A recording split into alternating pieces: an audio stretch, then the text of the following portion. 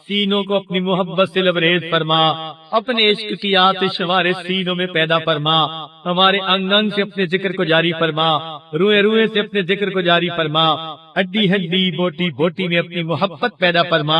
اے اللہ جو گناہ ہم نے دن میں کیے معاف فرما، جو راتوں میں کیے معاف فرما، جو محفلوں میں کیے معاف فرما، جو تنہائیوں میں کیے معاف فرما۔ اے اللہ جو ارادے سے کیے معاف فرما، جو بنا ارادے کے ہوئے معاف فرما، جو گناہ یاد ہیں وہ بھی معاف فرما، جو کر کے بھول گئے وہ گناہ بھی معاف فرما۔ میرے مولا ہماری ان دعاؤں کو اپنی رحمت سے قبول فرما۔ اللہ ہمیں برے دن سے محفوظ فرما، بری رات سے محفوظ فرما، برے کاموں سے محفوظ فرما، برے انجام سے محفوظ فرما، ہدایت ملنے کے بعد گمراہی سے محفوظ فرما، عزتیں ملنے کے بعد ذلت سے محفوظ فرما، اپنے قرب کے بعد دوری سے محفوظ فرما۔ اللہ علم حاصل ہونے کے بعد جہالت کے کاموں سے محفوظ فرما۔ میرے مولا رحمت کا معاملہ فرما، نفس اور شیطان کا لقمہ بننے سے محفوظ فرما، ہاتھوں کے حسد سے محفوظ فرما، دوستی کے رنگ میں دشمنی کرنے والوں سے بھی محفوظ فرما۔ اللہ اپنی رحمتوں کی ٹھنڈی چھاؤں نصیب فرما۔ میرے مولا زندگی میں کبھی بھی بے سہارا نہ فرما، اللہ زندگی میں کبھی بھی بے سہارا نہ فرما، کبھی بھی بے آسرا نہ فرما، کبھی بھی اپنے غیر کے حوالے نہ فرما، نفس اور شیطان کے حوالے نہ فرما، حاسدوں دشمنوں کے حوالے نہ فرما۔ ہمیشہ اپنی پشت پناہی نصیب فرما، عزتوں کی روزی نصیب فرما، عزتوں کی زندگی نصیب فرما۔ اے اللہ نیک اولاد عطا فرما، اولاد نرینہ نصیب فرما۔ اے اللہ جو بڑی اولاد ہے ان کو نیکوکار بنا، فرما بردار بنا، ماں باپ کی آنکھوں کی ٹھنڈک بنا۔ اے اللہ ماں باپ کے لیے ان کے فرض ادا کرنے آسان فرما۔ اے اللہ جو بچیاں گھروں میں جوان موجود ہیں، نیک رشتوں کی تلاش میں ہیں، دعائیں مانگتی ہیں، اے اللہ ان کی فریادیں قبول کر لیجئے۔ میرے مولا ان کے گرم آنسوؤں کا واسطہ، ان کی ٹھنڈی آنکھوں کا واسطہ میرے مولا قبول کر لیجئے۔ اے اللہ اس مجمع میں کتنے غم زدہ لوگ ہیں، ٹوٹے دل والے لوگ ہیں، میرے مولا ان ٹوٹے دلوں کے دل کے ٹوٹنے کا واسطہ میرے مولا رحمت فرما دیجیے، کرم فرما دیجیے۔ اللہ مرادیں عطا کر دیجیے، جولیاں بھر دیجیے، گناہوں کو معاف کر دیجیے، اپنے پسندیدہ بندوں میں شامل فرما لیجیے، اپنے مقبول بندوں بدیوں میں شامل کر لیجیے۔ اللہ اپنی رحمت کا معاملہ فرما لیجیے۔ اے اللہ ہماری ان دعاؤں کو قبول کیجیے، ہمیں ریاکاری سے بچا لیجیے۔ اے اللہ ہمیں نیک اعمال اخلاص کے ساتھ سنت کے مطابق کرنے کی توفیق عطا فرمائیے۔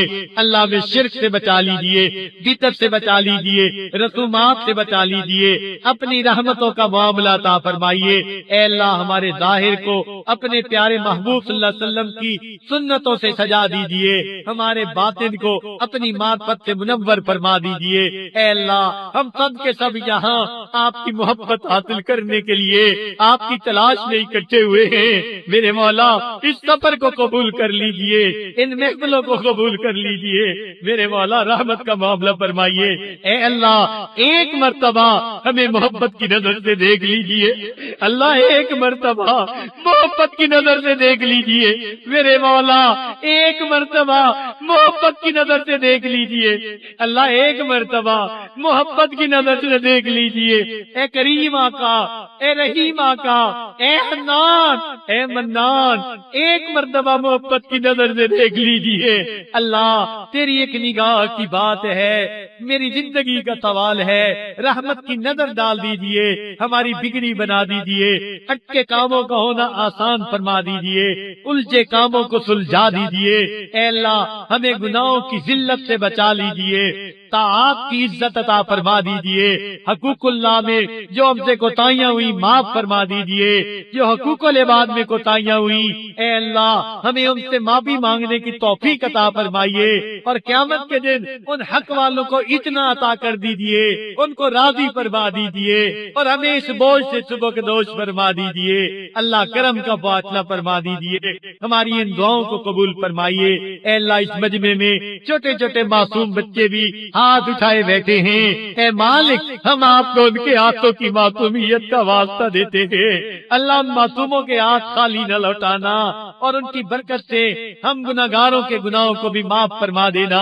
اے مولا، اس محفل میں کتنے سفید بالوں والے ہیں، آپ نے فرمایا مجھے سفید بالوں سے حیا آتی ہے۔ میرے مولا، ہم آپ کے بندے بے حیا بنے پھرے، ہم نے سفید بالوں کا لحاظ نہ رکھا، مگر آپ اے اللہ مہربانی فرما دیجئے، ہمارے بالوں کا لحاظ کر لیجئے، ہماری دعائیں قبول کر لیجئے، رحمت کا معاملہ فرمائیے، نافرمان بچوں کو فرما بردار بنا دیجئے، اے اللہ بدکار بچوں کو نیکوکار بنا دیجئے، رحمت کا معاملہ فرمائیے، اے اللہ کرم کے فیصلے فرمائیے۔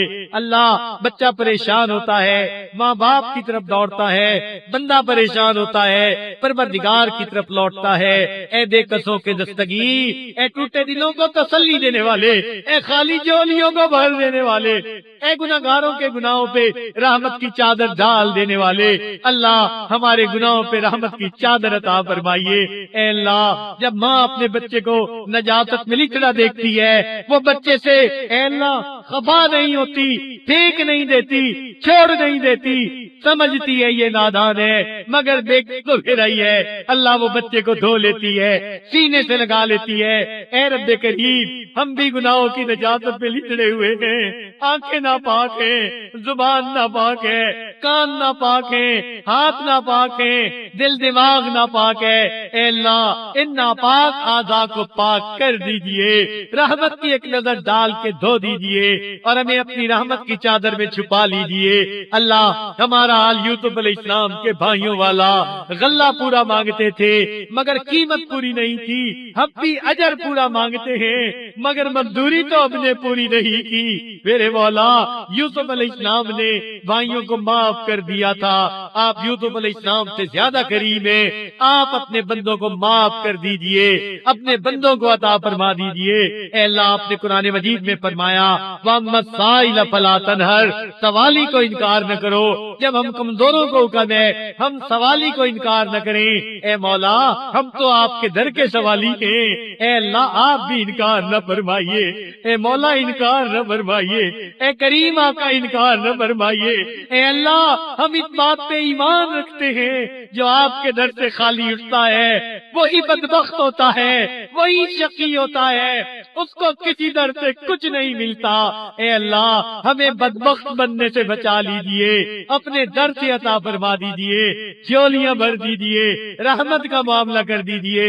اے اللہ ہماری ان دعاؤں کو قبول فرما لیجئے، امت مسلمہ کو عزت رفتہ عطا فرمائیے، ہمارے تینوں حرم کی حفاظت فرمائیے، مدارس عربیہ کی حفاظت فرمائیے، دعوت و تبلیغ کے کام کی حفاظت فرمائیے، جہاں اللہ ہوتی ہے ان خانقاہوں کی حفاظت فرمائیے، اقامت دین کی کوششوں کی حفاظت فرمائیے۔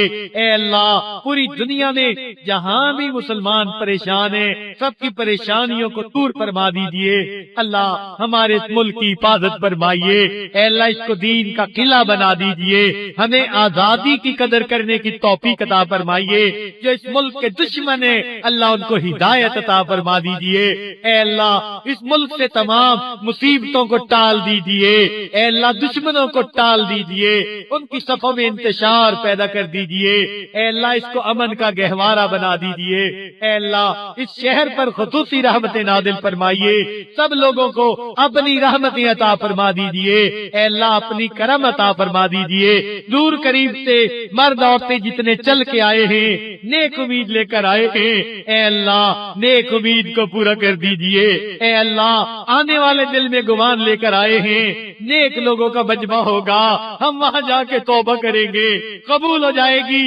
اے مولا بخاری شریف کی روایت ہے ایک آدمی کفرہ بستی سے چلا تھا نصرہ بستی کی طرف، اے اللہ آپ نے اس بندے کو معاف کر دیا تھا، وہ 100 انسانوں کو قاتل تھا۔ اے اللہ مہربانی فرما دیجئے، آج آپ اپنے بندوں کو معاف فرما دیجئے، ہماری توبہ قبول کر لیجئے۔ اے اللہ مہربانی کا معاملہ فرمائیے۔ اے اللہ جو جو انفرادی طور پر احباب دعائیں مانگ رہے ہیں یا مانگنے کے لیے انہوں نے کہا، سب دعائیں قبول فرما لیجئے۔ ہمارے والدین عزیز اقارب مشائخ جو فوت ہو چکے ان کی مغفرت فرما دیجئے، جن کی آپ نے مغفرت کر دی قرب کے اعلیٰ درجات عطا فرما دیجئے۔ ہمارے بھائی ظہیر احمد مرحوم کی مغفرت فرمائیے، ان کو اپنے قرب کے اعلیٰ درجات عطا فرمائیے۔ جو لوگ دین کا کام کر رہے ہیں یہ تناس سے بھی کر رہے ہیں، اللہ اس کو قبول فرما لیجئے اور اس پر ان کو برکتیں عطا فرما دیجئے۔ میرے مولا مہربانی کا معاملہ فرمائیے اور ہماری ان دعاؤں کو قبول فرمائیے۔ اللہ ہمیں مانگنا بھی نہیں آتا، اللہ ہمیں بن مانگے عطا فرما دیجئے۔ رب کریم ماں باپ اپنے بچوں کی چھوٹی چھوٹی تمناؤں کو پورا کر کے خوش ہو جاتے ہیں، اے اللہ آپ بھی اپنے بندوں کی تمناؤں کو پورا کر کے خوش ہو جائیے۔ میرے مولا آپ نے ماں باپ کو اولاد کے ساتھ جو شفقت عطا فرمائی، تو کوئی بھی بندہ ہم میں سے ایسا نہیں بیٹا روٹی کا لقمہ مانگے باپ اس کے منہ میں پتھر ڈالے، بیٹا مچھلی مانگے اور باپ اس کے منہ میں ہڈی ڈالے۔ جب ہم اپنے بچوں کے ساتھ اللہ نرمی کا معاملہ کرتے ہیں، آپ اپنے بندوں کے ساتھ نرمی کا معاملہ فرما دیجئے۔ اللہ نرمی کا معاملہ فرما دیجئے، خیر کا معاملہ فرما دیجئے۔ ہماری ان دعاؤں کو نبی علیہ الصلوۃ والسلام کی اے اللہ صدقے قبول فرما لیجئے۔ اے اللہ پوری دنیا میں جہاں دعائیں مانگنے والے دعائیں مانگتے ہیں، حرم مکہ ہو یا مدینہ ہو، اللہ سب کی دعائیں قبول فرما لیجئے اور امت مسلمہ کو عزت رفتہ عطا فرما دیجئے۔ اے اللہ اسلام کا بول بالا فرما اور کفر کا منہ کالا فرما۔ صلی اللہ تعالی علی خیر خلقہ سیدنا محمد و آلہ و اصحابہ اجمعین برحمتک یا ارحم الراحمین۔